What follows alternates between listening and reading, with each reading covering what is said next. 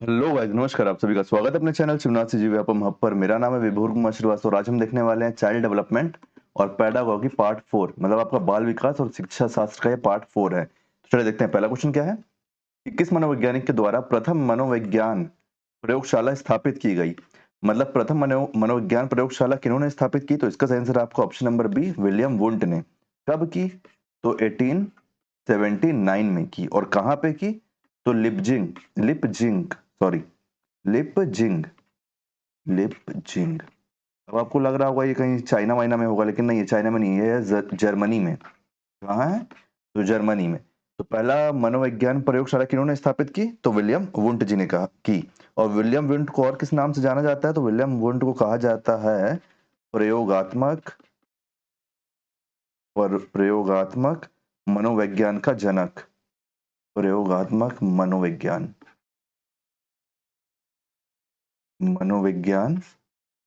के जनक हैं ये। प्रयोगात्मक मनोविज्ञान के जनक। चलिए नेक्स्ट क्वेश्चन देख लेते हैं। नेक्स्ट क्वेश्चन है कि एक सम्मिलित कक्षा में संबंध मूल है। मतलब एक जो कक्षा है जिसमें सभी लोग हैं, उसमें कौन सा मूल्य सबसे इंपॉर्टेंट है? आपको ऑप्शन ए है ईर्ष्या, ऑप्शन बी है सहानुभूति, ऑप्शन सी है सहयोग, या फिर ऑप्शन डी है प्रतिस्पर्धा। तो इसका सही आंसर आपका ऑप्शन नंबर सी सहयोग। सहयोग इसलिए क्योंकि सभी स्टूडेंट के बीच में रहना चाहिए ना, साथ मिलकर बढ़ने की इच्छा। किसी एक को दिक्कत हो, किसी चीज में डाउट हो तो दूसरा क्लियर कर दे। ईर्ष्या क्या है? ईर्ष्या एक नेगेटिव भाव लेके आता है जिससे कंपटीशन जन्म लेता है। और पॉजिटिव कंपटीशन अच्छी चीज है, लेकिन नेगेटिव कंपटीशन नहीं, हर बात में कंपटीशन नहीं। और सहानुभूति जो होती है वो कभी ना कभी खत्म हो जाती है। सहानुभूति आपको, जब तक आपके रिश्ते किसी के साथ अच्छे हैं तभी तक आपको सहानुभूति लगेगा। अगर सामने वाले से कुछ गलती हो जाती है या फिर आपको बुरा लगता है तो सहानुभूति आज नहीं तो कल खत्म होनी ही है। तो सहयोग एक सबसे अच्छा मूल्य होना चाहिए, सम्मिलित कक्षा का या फिर सोसाइटी का। नेक्स्ट क्वेश्चन है आपका कि प्राथमिक शिक्षा में मदद करता है। तो प्राथमिक शिक्षा में क्या मदद करता है? बच्चे का सामाजिकरण, हाँ करता है। बच्चे का लोकांतरीकरण करता है। पाठ्यक्रम की समझ, ये भी सही है। तो प्राथमिक शिक्षा में मदद तीनों ही करते हैं, तो इनमें से सभी इसका सही आंसर हो जाएगा। चलिए नेक्स्ट क्वेश्चन अपन देखते हैं। नेक्स्ट क्वेश्चन है कि व्यवहारवाद का जनक किसे कहा जाता है? व्यवहारवाद का जनक किसे कहा जाता है? तो इसका सही आंसर है आपका ऑप्शन सी जेबी वॉटसन। जेबी वॉटसन को व्यवहारवाद का जनक कहा जाता है। और इन जेबी वॉटसन ने ही मनोविज्ञान को मनो मनोविज्ञान को व्यवहार का विज्ञान कहा था। व्यवहार का विज्ञान व्यवहार का विज्ञान कहा था। तो अगर क्वेश्चन बनता है कि व्यवहारवाद को व्यवहारवाद को एक मिनट सॉरी, अगर क्वेश्चन बनता है कि व्यवहारवाद को मनोविज्ञान का व्यवहार किसने कहा था, तो आपका सही आंसर होगा जेबी वॉटसन जी ने। और इन्होंने व्यवहारवाद कब बताया था? तो इन्होंने बताया था 1913 में। चलिए नेक्स्ट क्वेश्चन देखते हैं। हम टोटल 30 क्वेश्चन देखेंगे, ठीक है। ये अभी हमारा सीजी टेट का एग्जाम होने वाला है ना, उसके लिए भी इंपॉर्टेंट रहेगा। आपका बीएड का एग्जाम होगा उसमें भी, और फिर आपका हॉस्टल वार्डन होने वाला है उसमें भी। कभी डीएड डीएलएड रहेगा तो उसके भी कोर्स में यही आएगा, है ना। तो ये हमारा इंपॉर्टेंट बन जाता है क्वेश्चन। तो क्वेश्चन नंबर 5 है कि सृजन शास्त्र के पिता कौन है? सृजन शास्त्र के पिता कौन है? तो इसका सही आंसर है आपका ऑप्शन बी गाल्टन। की गाल्टन आपका सृजन शास्त्र के पिता है। तो सृजन शास्त्र जो होता है ये क्या है? तो जैसे भावी पीढ़ी है, भावी पीढ़ी जो आने वाली पीढ़ी है, भावी पीढ़ियों में गुण व अवगुण, गुण व अवगुण, अभी की जो पीढ़ी चल रही है उस पीढ़ी से या फिर उसके पूर्वज की पीढ़ी से कौन से गुण या अवगुण ट्रांसफर होते हैं, इसका जो सिद्धांत है वही सृजन शास्त्र में होता है। और इसको किसने बताया? तो इसको बताया गाल्टन ने कि कौन से गुण या अवगुण ट्रांसफर होंगे। जैसे कई बार आप नैन नक्श देखते हैं या फिर व्यवहार देखते हैं, बात करने का तरीका देखते हैं, तो घर के बुजुर्ग बोलते हैं ना कि ये उसके जैसे बात करता है, उसी की बात हो रही है यहाँ पे। नेक्स्ट क्वेश्चन है कि निम्नलिखित में से कौन सा बच्चों के समाजीकरण को प्रगतिशील मॉडल के संदर्भ में सही नहीं है? सही नहीं है, ठीक है। तो देखिए ऑप्शन नंबर ए है समूह कार्य में सक्रिय सहभागिता तथा सामाजिक कौशलों का सीखना। बच्चे विद्यालय में बताई गई बातों को स्वीकार करते हैं चाहे उनकी सामाजिक पृष्ठभूमि कुछ भी हो। ऑप्शन सी आपका कक्षा में प्रजातंत्र के लिए स्थान होना चाहिए। ऑप्शन डी आपका समाजीकरण, सामाजिक नियमों का अधिग्रहण। तो इसमें हमसे क्वेश्चन में क्या पूछा है कि निम्नलिखित में से कौन सा बच्चों के समाजीकरण को प्रगतिशील मॉडल के संदर्भ में सही नहीं है? सही नहीं है पूछ रहा है, ठीक है।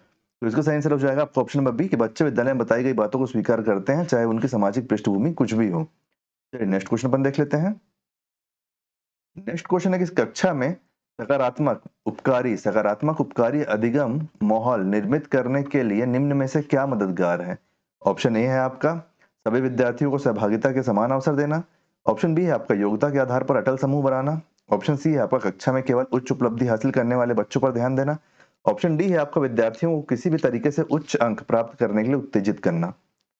तो देखो, एक क्लास को सकारात्मक बनाने के लिए इसमें से कौन सा गुण होना चाहिए बच्चों में? तो ऑप्शन नंबर ए है कि सभी विद्यार्थियों को सहभागिता का समान अवसर देना। मतलब बच्चा चाहे एकदम तेज हो या फिर मध्यम हो या फिर उसमें थोड़ा कम गुण हो, सभी को एक बराबर अवसर देना, ना कि उनमें उनमें भेदभाव करना। ठीक है, चलो नेक्स्ट क्वेश्चन अपन देखते हैं। इसमें हम जो 30 क्वेश्चन देखेंगे वो सारे 30 क्वेश्चन किसी ना किसी एग्जाम में इंडिया के आए हुए हैं। ठीक है, इसलिए सारे क्वेश्चन आपके लिए इंपॉर्टेंट है। तो देखो, क्वेश्चन नंबर 8 है कि बच्चे प्रमुखता कैसे सोचते व सीखते हैं? आपको ऑप्शन नंबर ए है सूचना के निष्क्रिय ग्रहणकर्ता के रूप में। ऑप्शन नंबर बी है सजा के डर के कारण। ऑप्शन नंबर सी है संसार में स्वयं क्रियाएं करके जिसमें सामाजिक अंतः क्रियाएं शामिल है। ऑप्शन नंबर डी है आपका उत्तेजना प्रतिक्रिया संघों का गठन करके। तो बच्चे प्रमुखता कैसे सोचते व सीखते हैं? तो इसका सही आंसर आपका ऑप्शन नंबर सी, संसार में स्वयं क्रियाएं करके जिसमें सामाजिक अंतः क्रिया शामिल है। मतलब बच्चे अपने आसपास जैसा देखते हैं वैसा और जैसे प्रैक्टिस करते हैं, मतलब जैसे ग्राउंड वगैरह में खेलने जाते हैं तो कभी भी कुछ आदत लेके जाते हैं ना, तो उसी की बात यहाँ पे हो रही है। चलिए नेक्स्ट क्वेश्चन देखते हैं, क्वेश्चन नंबर 9 कि हमारे जिन किससे बने होते हैं? तो इसका आंसर हम सभी को पता है कि डीएनए। ऑप्शन नंबर ए कि डीएनए से बने हुए होते हैं हमारे जिन। नेक्स्ट क्वेश्चन अपन देख लेते हैं। नेक्स्ट क्वेश्चन है कि बच्चों पर किए गए अध्ययन बुद्धि में व्यवहार वातावरण की भूमिका को दर्शाता है। बच्चों पर किए गए अध्ययन बुद्धि में वातावरण की भूमिका को दर्शाता है। ऑप्शन नंबर ए है आपका जुड़वा। ऑप्शन नंबर बी है आपका गोद लिए, या फिर ऑप्शन नंबर सी है आपका ए बी दोनों, और ऑप्शन नंबर डी है आपका इनमें से कोई नहीं। तो इसका सही आंसर आपका ऑप्शन नंबर बी गोद लिए। जो गोद लिए बच्चे होते हैं उन पर बुद्धि में वातावरण की भूमिका को दर्शाता है। मतलब जो वातावरण होता है, इन्वायरमेंट की, बच्चों का इन्वायरमेंट कैसा है, वातावरण कैसा है, उसके हिसाब से बच्चे अपने आप को डेवलप करते हैं। देखो, जब जो गोद लिए बच्चे हैं उनके जो पेरेंट्स उनको गोद लेके अपने घर लेके जाएंगे, तब उनको जिस सेंटर से वो आए हैं उस सेंटर से अलग व्यवहार उनको मिलेगा। तो जब वो सेंटर में रहते हैं तो वहां के वातावरण के हिसाब से काम करते हैं, और फिर जब वो किसी घर में आते हैं, जब उनके माता पिता उनको मिलते हैं, एक समाज में आते हैं, जुड़ते हैं, तो फिर वहां के हिसाब से वो काम करते हैं। उसकी बात यहाँ पे हो रही है। चलिए नेक्स्ट क्वेश्चन अपन देख लेते हैं। एक मिनट, इसको हटा देता हूं मैं, इसको हटा देता हूँ। नेक्स्ट क्वेश्चन, क्वेश्चन नंबर 11 क्या है? क्वेश्चन नंबर 11 है कि मनोविज्ञान का आधुनिक अर्थ क्या है? आधुनिक अर्थ पूछ रहा है। ठीक है, मन का अध्ययन, ऑप्शन नंबर ए मन का अध्ययन, ऑप्शन नंबर बी चेतना का अध्ययन, ऑप्शन नंबर सी आत्मा का अध्ययन, या फिर ऑप्शन नंबर डी वर्ताव का अध्ययन। तो इसका सही आंसर आपका ऑप्शन नंबर डी वर्ताव का अध्ययन, कि मनोविज्ञान का आधुनिक अर्थ है वर्ताव का अध्ययन, मतलब आपका व्यवहार का अध्ययन, वर्ताव या फिर व्यवहार का अध्ययन आपका मनोविज्ञान का आधुनिक अर्थ है। नेक्स्ट क्वेश्चन देख लेते हैं। एक मिनट, ऑप्शन सही लगाया हूं ना? हाँ। नेक्स्ट क्वेश्चन है सर्वाधिक उपयुक्त जीवित रहता है का सिद्धांत किसके द्वारा दिया गया है? सर्वाधिक उपयुक्त जीवित, सर्वाइवल ऑफ द फिटेस्ट, ये इसका सिद्धांत कौन दिया? तो इसका सही आंसर आपका option number C Charles Darwin. Charles Darwin ने इसका सिद्धांत दिया है कि जो अपने आप को समय के हिसाब से ढलता जाएगा, बदलता जाएगा, वही बस इस पृथ्वी पर जीवित रह पाएगा, अन्यथा कोई नहीं रह पाएगा। ठीक है, जैसे पहले डायनासोर थे, फिर बाद में जैसे मगरमच्छ है, मगरमच्छ को आप बोला जाता है कि वो डायनासोर का रूप है। ठीक है, तो वो उस हिसाब से इवॉल्व हुए, तो फिर वो पानी में आ गए, फिर पानी से वो जमीन में आ गए। वैसे ही आपका टर्टल है, ये सारे जीव है ना। और इंसानों के बारे में भी ऐसी है, जैसे अपन पुराने जमाने में थे वैसे अपन आगे जैसे जैसे बढ़ रहे हैं वैसे वैसे इवॉल्व होते जा रहे हैं ना। चलिए नेक्स्ट क्वेश्चन अपन देखते हैं। नेक्स्ट क्वेश्चन है कि बच्चों में भाषा विकास किससे प्रभावित होता है? किससे प्रभावित होता है बच्चों में भाषा विकास? ऑप्शन नंबर ए है केवल आनुवंशिकता से। ऑप्शन नंबर बी है केवल पर्यावरण से। ऑप्शन नंबर सी है आनुवंशिकता एवं पर्यावरण दोनों से। ऑप्शन नंबर डी है आपका आनुवंशिकता से, पर्यावरण ना आनुवंशिकता से, ना पर्यावरण से, मतलब दोनों में से किसी से नहीं। तो इसका सही आंसर आपका ऑप्शन नंबर सी आनुवंशिकता एवं पर्यावरण दोनों से ही बच्चों में जो भाषा विकास होती है वो प्रभावित होती है। बच्चों के आसपास जैसी आप भाषा का प्रयोग करोगे, अगर आप अच्छे से बात करोगे, आप करके बात करोगे, तो वो भी आप सीखेंगे। अगर आप तू से बात करोगे तो तू बोलेंगे, अगर आप गाली दोगे तो भी गाली सीखेंगे। आपको नहीं देंगे लेकिन अपने से नीचे वाले को तो देंगे। चलो नेक्स्ट क्वेश्चन देखते हैं कि शैक्षिक मनोविज्ञान क्या नहीं है। ये चार ऑप्शन जो आपको दिया है इसमें से कौन सा शैक्षिक मनोविज्ञान नहीं है। ऑप्शन ए व्यवहारिक विज्ञान, ऑप्शन बी प्रयुक्त विज्ञान, ऑप्शन सी आदर्श मूलक विज्ञान या फिर ऑप्शन डी सामाजिक विज्ञान। तो आदर्श मूलक विज्ञान, आदर्श मूलक विज्ञान या आपका शैक्षिक मनोविज्ञान में नहीं आता है। चलिए नेक्स्ट क्वेश्चन देखते हैं, बाकी तीनों आते हैं, ठीक है। नेक्स्ट क्वेश्चन है कि बाल विकास का अध्ययन क्षेत्र है, बाल विकास का अध्ययन क्षेत्र क्या है। आपका ऑप्शन ए है बाल विकास की विभिन्न अवस्थाओं का अध्ययन, ऑप्शन नंबर बी है आपका वातावरण का बाल विकास पर पड़ने वाले प्रभावों का अध्ययन, ऑप्शन सी है आपका व्यक्ति विभिन्नताओं का अध्ययन या फिर ऑप्शन डी है आपका उपरोक्त सभी। तो इसका सही आंसर आपका उपरोक्त सभी के ऊपर दिए गए तीनों ही है जो वो अध्ययन क्षेत्र है बाल विकास के। चलिए नेक्स्ट क्वेश्चन देखते हैं, बच्चों की समझ के लिए इन सभी का जानकारी होना पता है, जरूरी है, ठीक है। क्वेश्चन नंबर 16, कभी कभी बच्चे माता पिता दोनों से अलग होते हैं, ये किस नियम के कारण होता है। ऑप्शन नंबर ए है आपका पृथक्करण, ऑप्शन नंबर बी है आपका विविधता, ऑप्शन नंबर सी है आपका प्रभुत्व, ऑप्शन नंबर डी है आपका प्रतिगमन। तो इसका सही आंसर है विविधता, डाइवर्सिटी। कई बार डाइवर्सिटी के कारण बच्चे माँ बाप दोनों से अलग दिखते हैं, या तो वो अपनी बुआ के जैसे दिख सकते हैं, फूफा फूफा जी तो नहीं, बुआ फूफा जी इसलिए नहीं, बुआ से इसलिए क्योंकि बुआ जो है, बुआ और जो पिताजी का जीन है वो एक जैसा रहेगा, क्योंकि बुआ और पिताजी एक माता पिता से आए हैं ना। वैसे ही मौसी हो गई आपकी, तभी बच्चे बोलते हैं दादा दादी पे गया है, नाना नानी, मौसा मौसी, सॉरी मौसा नहीं, मौसी या फिर बुआ, है ना। चलो नेक्स्ट क्वेश्चन देखते हैं भाई बहन।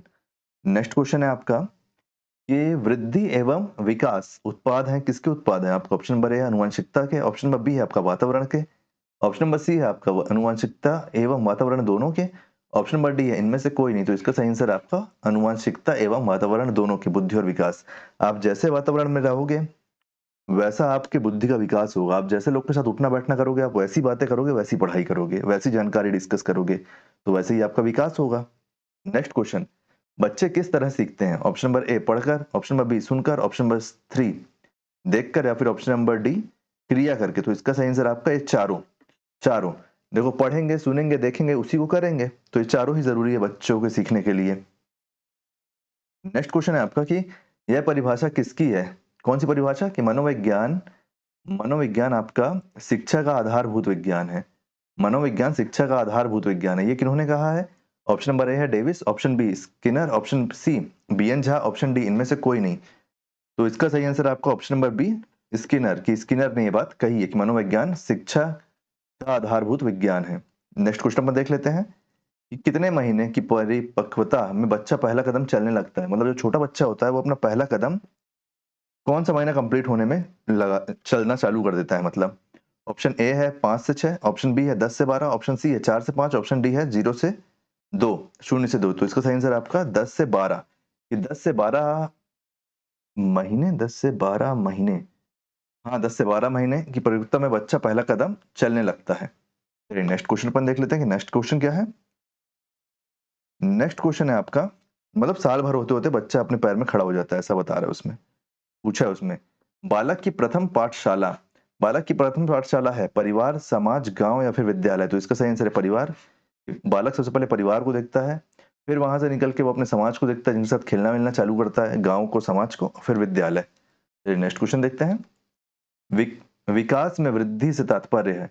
ऑप्शन ए ज्ञान की वृद्धि, ऑप्शन बी संवेग की वृद्धि, ऑप्शन सी वजन की वृद्धि, वजन में वृद्धि, या फिर ऑप्शन डी आकार सोच समझ कौशल में वृद्धि। तो इसका सही आंसर है ऑप्शन नंबर डी विकास में वृद्धि से तात्पर्य है आकार सोच समझ कौशलों में वृद्धि, सभी में वृद्धि, ठीक है। नेक्स्ट क्वेश्चन देखते हैं, क्वेश्चन नंबर 23 कि आजकल अधिकतर विद्यालयों में संभागी समूह के लिए प्राथमिक ध्यान आधारित होता है, किस पर आधारित होता है। ऑप्शन ए ग्रेड स्तर पर, ऑप्शन बी आयु स्तर पर, ऑप्शन सी योग्यता स्तर पर, ऑप्शन डी छात्र अनुराग पर। तो इसका सही आंसर आपका आयु स्तर पर। ये आजकल अधिकतर विद्यालयों में संभागी समूह के लिए प्राथमिक अध्ययन आधारित होता है आयु स्तर पर, कि आपका छोटा बच्चा है तो उसको नर्सरी में डाल दो, फिर एलकेजी यूकेजी, फिर 3 साल से जनरली बच्चे स्कूल जाना चालू करते हैं, उससे पहले प्री स्कूल में रहते हैं। नेक्स्ट क्वेश्चन है आपका कि वृद्धि एवं विकास को प्रभावित करने वाले कारक हैं, इन चार में से कौन से कारक वृद्धि एवं विकास को प्रभावित करते हैं। आपका ऑप्शन ए है आनुवंशिकता, ऑप्शन बी है आपका भौतिक दशाएं, ऑप्शन सी है आपका सामाजिक एवं सांस्कृतिक दशाएं, ऑप्शन डी है आपका उपरोक्त सभी।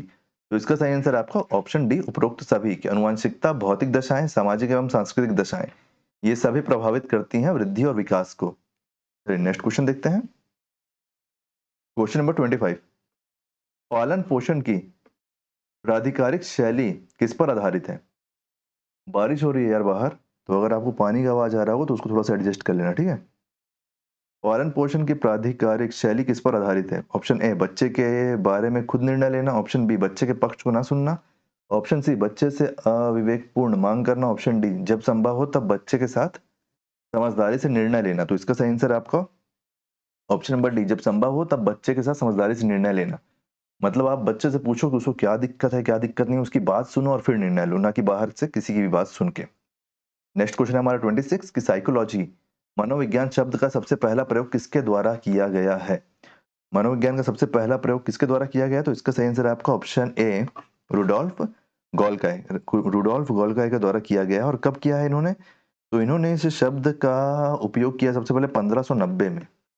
और ये कौन थे? तो ये थे जर्मन के दार्शनिक, जर्मन के दार्शनिक, जर्मन के दार्शनिक थे, या फिर आप इनको क्या बोलते हैं, रिसर्चर भी बोल सकते हो, ठीक है। इन्होंने अपनी पुस्तक साइकोलॉजिया में इसके बारे में बात की थी। एक मिनट, साइकोलॉजिया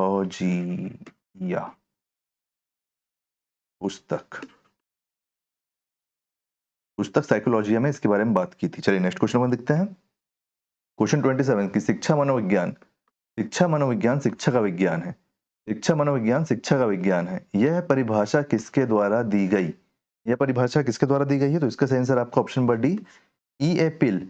ई ए पिल के द्वारा ये परिभाषा दी गई है कि शिक्षा मनोविज्ञान शिक्षा का विज्ञान है। चलिए नेक्स्ट क्वेश्चन देखते हैं। नेक्स्ट क्वेश्चन है कि 6 से 11 वर्ष आयु वर्ग के छात्रों की आवश्यकता क्या होती है? ऑप्शन ए है कक्षा कक्ष में प्रजातांत्रिक वातावरण की। ऑप्शन बी है सीखने में स्वायत्ता की। ऑप्शन सी है आपका क्रिया आधारित अंतर क्रियात्मक अधिगम की। ऑप्शन डी है आपका उपरोक्त सभी। तो इसका सही आंसर हो जाएगा आपका ऑप्शन नंबर डी, उपरोक्त सभी। कि कक्षा कक्ष में प्रजातांत्रिक वातावरण की मतलब उन्हें छूट मिलनी चाहिए। ऑप्शन नंबर बी है सीखने में स्वायत्ता की, मतलब वो खुद से सीखें। और ऑप्शन सी है आपका क्रिया आधारित अंतर क्रियात्मक अधिगम, मतलब जैसा काम चल रहा है, जैसा बताया जा रहा है, उसको वो उस क्रिया को पूरे तरीके से डेवलप कर सके अपने अंदर। क्वेश्चन नंबर 29 है कि विद्यार्थियों में शिक्षा की महत्वपूर्ण भूमिका होती है। आपको ऑप्शन ए आनुवंशिकता, ऑप्शन बी है वातावरण, ऑप्शन सी है उपयुक्त दोनों, और ऑप्शन डी है इनमें से कोई भी नहीं। तो आपका इसमें सही आंसर क्या हो जाएगा? ऑप्शन सी आपका सही आंसर हो जाएगा कि आनुवंशिकता, विद्यार्थियों की शिक्षा में आनुवंशिकता और वातावरण की महत्वपूर्ण भूमिका होती है। दोनों की ही होती है कि वो कहाँ पे पल बढ़ रहे हैं और वातावरण जहाँ पे वो रह रहे हैं, ठीक है। कि अब आनुवंशिकता से आप ये लगा लो कि जो माँ बाप के गुण या फिर पूर्वज के गुण उसमें आ रहे हैं वो, और वातावरण जहाँ पे वो रह रहे हैं। इसलिए आपको कहा जाता है ना हमेशा कि अच्छी संगति में रहो, अच्छे दोस्त बनाओ, कि जैसी संगति रहेगी वैसा आपके ऊपर प्रभाव पड़ेगा। हम जब स्कूल कॉलेज में रहते तो हम इस बात को मानते नहीं है, लेकिन जब आप धीरे धीरे बड़े होगे तो आपको लेटर ऑन एजेस में समझ में आएगा कि आप जिस ग्रुप में हो, भले आप शराब सिगरेट उस ग्रुप से ना उठाओ, लेकिन जो साइकोलॉजी होती है, आप साइकोलॉजी अपने ग्रुप से ही उठाते हो। जिनके साथ आपका उठना बैठना है, आप वैसे ही रहोगे। आप मतलब आप वैसा करोगे नहीं, ना चाहते हुए भी आपको करना पड़ेगा वो चीज, लेकिन आपके दिमाग में वो चीज घूमते रहेगी। लास्ट क्वेश्चन, क्वेश्चन नंबर 30 क्या है कि रॉस के अनुसार, इसके अनुसार रॉस के अनुसार विकास की कौन सी अवस्था को मिथ्या परिपक्वता काल कहा गया है? रॉस के अनुसार विकास की कौन सी अवस्था को मिथ्या परिपक्वता काल कहा गया? ऑप्शन ए है आपका शैशवावस्था, ऑप्शन बी है आपका बाल्यावस्था, ऑप्शन सी है आपका किशोरावस्था, या फिर ऑप्शन डी है आपका वयस्कावस्था प्रौढ़ावस्था। तो इसका सही आंसर आपका ऑप्शन बी बाल्यावस्था। इसलिए बाल्यावस्था को, क्योंकि देखो बाल्यावस्था मतलब 6 वर्ष से 12 वर्ष के आसपास जब किशोरावस्था में आदमी आने लगता है, 6 वर्ष से 12 वर्ष के आसपास जब इंसान किशोरावस्था में आने लगता है तो उसको लगता है कि वो सब कुछ जानता है, बाकी लोग जो है उसको बेवकूफ बना रहे हैं। तभी एक चलन भी चलता है ना कि आपको कुछ नहीं पता है। छोटे बच्चे घर वालों को बोलना चालू करते हैं आपको कुछ नहीं पता है, आप पागल हो, आप बेवकूफ हो, है ना। इस टाइम पे वो आपकी बात सुनेंगे ही नहीं, या फिर वो लोग डिनायल मोड में रहते हैं कि आपको क्या पता है समाज कैसे काम करता है। फिर वो जब लेटर ऑन धीरे धीरे बड़े होते हैं तब उनको समझ में आता है कि नहीं, जो घर वाले बोलते हैं वो सही है। तो उम्मीद करता हूँ गाइस कि सारे क्वेश्चन आपको 30 समझ में आए होंगे। कहीं पे कोई डाउट होगा तो कमेंट में बता देना। वीडियो कैसा लगा इसका फीडबैक जरूर दीजिएगा। आगे और भी पार्ट आएंगे तो उसके लिए चैनल बने रहिए। वीडियो अगर आपको पसंद आया हो तो वीडियो को लाइक कीजिए, वीडियो को शेयर कीजिए। आने वाले वीडियो के लिए चैनल बने रहिए, चैनल को सब्सक्राइब कीजिए। Thank you.